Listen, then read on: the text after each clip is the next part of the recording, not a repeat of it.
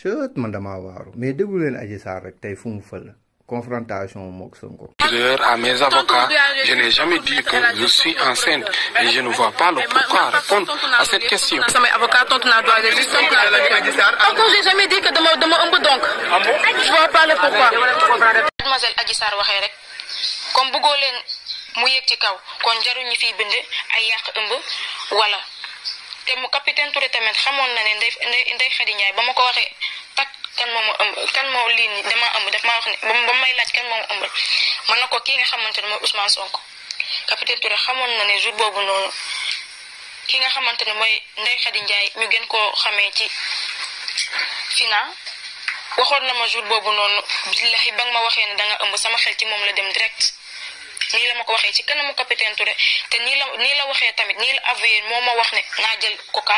ak café pour yàq ëmb bi